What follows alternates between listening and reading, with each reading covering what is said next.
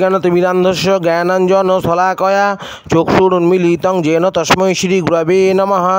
ওম অজ্ঞানতিমিরান্ধস্য জ্ঞানাঞ্জনশলাকয়া চক্ষুরুন্মীলিतं येन তস্मै শ্রীগুরবে নমঃ। ওম অজ্ঞানতিমিরান্ধস্য জ্ঞানাঞ্জনশলাকয়া চক্ষুরুন্মীলিतं येन তস্मै শ্রীগুরবে নমঃ। বাঞ্ছাকল্পতরুভ্যশ্চ কৃপা সিন্ধুভ্য এব চ পতিতানাং পাবনেভ্যো বৈষ্ণবেভ্যো নমো নমঃ। হরে কৃষ্ণ, হরি বল। আমি শ্রী দামোদর দাসাধিকারী। আমি আমার গুরুদেব শ্রীমদ্ ভক্তিচন্দন অরণ্য গোস্বামী গুরু মহারাজের চরণ যুগলের প্রণাম নিবেদন করে এবং সমস্ত বৈষ্ণব বৃন্দগণের চরণ যুগলের প্রণাম নিবেদন করে এই হরিকথা আলোচনা শুরু করছি। তো আজ আমার আলোচ্য বিষয় হলো সে শ্রীকৃষ্ণ এবং নারায়ণের মধ্যে কী পার্থক্য আছে। এই সনাতন শাস্ত্র থেকে আমি এটা পাঠ করছি, ঠিক আছে? শুনুন, শ্রীকৃষ্ণ এবং নারায়ণের মধ্যে তত্ত্বত কোনো পার্থক্য নেই। তবে শ্রীকৃষ্ণ গোলক বৃন্দাবনে থাকেন এবং ভগবান নারায়ণ বৈকুণ্ঠ ধামে বিরাজ করেন। ভগবান শ্রীকৃষ্ণ রূপে গোলক বৃন্দাবনে মাধুর্যরস আস্বাদন করে থাকেন, আবার সেই কৃষ্ণই বৈকুণ্ঠে নারায়ণ রূপে ঐশ্বর্যরস আস্বাদন করে থাকেন। ঠিক যেমন একটি লোক যখন আদালতে বিচারক, তখন সে খুব গম্ভীর, সবাই তাকে সম্মান করেন, আবার তিনি যা আদেশ দেন সবাই তা অক্ষরে অক্ষরে পালন করতে বাধ্য থাকেন। কিন্তু সেই লোকটি যখন গৃহে ফিরে আসেন তখন তার নাতি নাতনির সঙ্গে তার ওপর উঠে নানা বায়না করে, তার সঙ্গে খেলাধুলা করে, সেখানে কোনো সম্ভ্রমের ভাব থাকে না।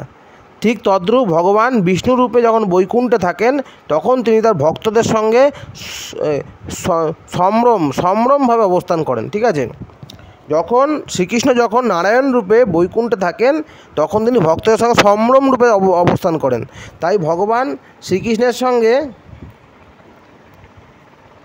আরও ঘনিষ্ঠভাবে যুক্ত হতে গেলে শুদ্ধ কৃষ্ণপ্রেম বিকশিত করে গোলক বৃন্দাবনে যেতে হবে। সেখানে ভগবানের সঙ্গে জীব সখ্যরসে, বাৎসল্য রসে কিংবা মধুর রসে সম্পর্ক স্থাপন করে ভগবানের নিকটতম হয়ে প্রেমময় সেবা সুখ আস্বাদন করতে পারবেন, ঠিক আছে? এই হলো পার্থক্য, ঠিক আছে? কোনো ভগবান শ্রীকৃষ্ণ আর নারায়ণের মধ্যে কোনো পার্থক্য নেই। বস্তুত কোনো পার্থক্য নেই। এটি হলো সনাতন শাস্ত্রের মত। যেমন ভক্ত প্রহ্লাদ নারায়ণকেই পূজা করতেন, রাধারানী শ্রীকৃষ্ণকেই পূজা করতেন, চৈতন্য মহাপ্রভু শ্রীকৃষ্ণকেই পূজা করতেন,